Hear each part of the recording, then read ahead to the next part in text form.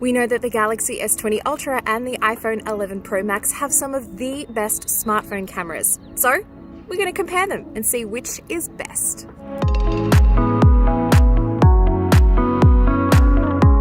I've taken a lot of photos and videos with both of these very capable phones, and I'm going to share them with you and compare them side by side, running across every category, including landscapes, the ultra-wide-angle camera, portraits and selfies, video, and of course night mode. So let's get started. In ideal conditions with good lighting, it's so hard to separate these phones. They both do a great job with color, sharpness, and dynamic range. Like all of these comparisons, it comes down to personal preference, and the screen you're viewing on also does make a difference. When looking at them on the phone screens themselves, the S20 Ultra photos looked super saturated compared to the iPhone, but putting them on the same screen, they become much closer.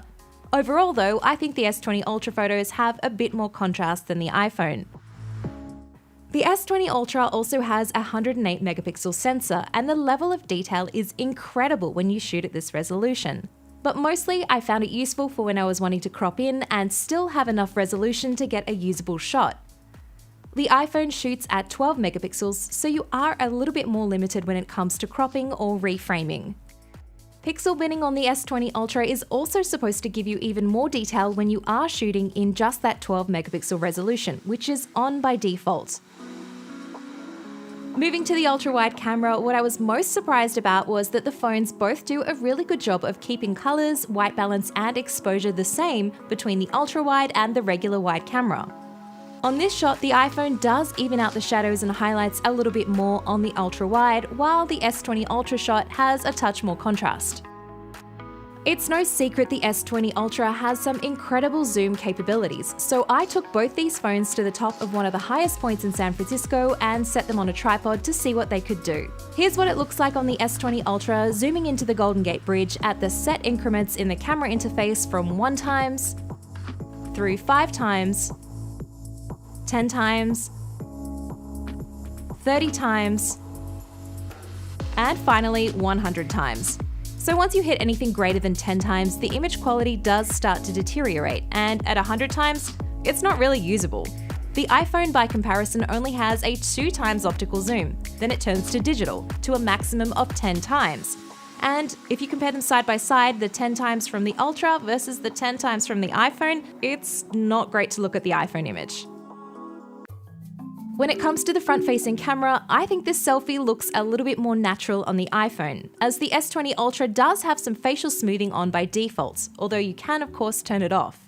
But for the most part, they both look pretty good. You can also do portrait mode on the front-facing camera, and I really made it hard on these cameras to test out the edge detection. As you can see, neither really excel at separating the busy background from my hair and sunglasses, but overall the S20 Ultra does it a little better.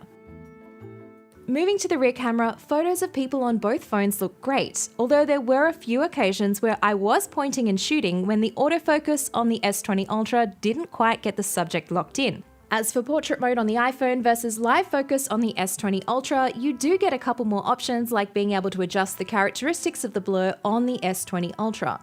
But I do think the iPhone looks more natural in terms of lighting and coloring. That said, I prefer edge detection on the S20 Ultra, as it's generally better with fine details like hair, which can get a bit lost on the iPhone. Now for night mode.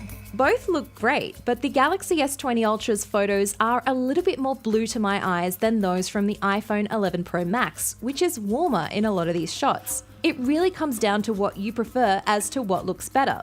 In some shots, I prefer the iPhone, and in others, the S20. With a bright light source like in this shot, I prefer the S20 Ultra's version more than the iPhone, as it just captures the detail a little bit better. And another differentiating feature is you can also use the S20 Ultra's ultra wide-angle camera in night mode, whereas the iPhone doesn't have night mode on the ultra wide. And don't forget, the S20 Ultra has a Pro mode on it that actually lets you shoot and get more manual control. So you can get raw images plus be able to change your exposure all within the default app. The iPhone 11 Pro does support RAW capture and of course manual controls, although not in the first-party Apple Camera app. You do have to have a third-party app to do that. Okay, let's move on to video. This is selfie video from the front of the iPhone 11 Pro Max and the Galaxy S20 Ultra, both in 4K at 30 frames a second. No stabilization, I'm just holding it like you would if you were taking a selfie video. And I'm in one of the highest points in San Francisco just to see how the camera deals with lighting my face, backlighting of course, some movement and audio. Okay, so this is recording some handheld video on both the iPhone and the S20 Ultra in 4K 60 frames a second. Something that I really did notice in watching back videos from the S20 Ultra is the focus hunting from the phase detect autofocus that's going on in a lot of the videos that I filmed. You can see it a bit in that panning shot that we just saw, but it's most noticeable when you have a fast-moving subject or something that comes in closer to the frame. This is a 1080p 30 frames a second sample from both to test out stabilization. The iPhone has optical image stabilization while the S20 Ultra also has super steady at this resolution, which I turned on. You can see the S20 is definitely smoother during the fast-moving sections when I'm walking down the stairs or jogging, but there is a little bit of a jello effect when you are panning fast. But the big calling card for the S20 Ultra is that it records 8K video. It does crop in a lot as the field of view is narrower than when you film in 4K or 1080 on the wide lens, and you don't have stabilization. Unlike these shots, I definitely suggest you film using a tripod. And a 1-minute video is around 600 megabytes, so do expect to fill your storage quickly. But the fact that you can actually film in 8K and it's a very usable shot is incredible. You'll notice that I didn't really talk much about audio because, to be honest, the audio on both these phones is great. I didn't have any complaints with either. As is the case every year, both these cameras have strengths in different ways, and it really comes down to what you value the most as to which is the best camera for you. For zoom, there's no question that the S20 Ultra pulls ahead. For ultra-wide and general landscapes, they are both super close. For video, I prefer the iPhone as the motion is smoother, particularly when it comes to focusing, but the S20 Ultra does have future-proofing that is 8K. Samsung is also said to be releasing an update in response to the autofocus issues, but at the time of recording this video, we haven't received the update. Stay tuned.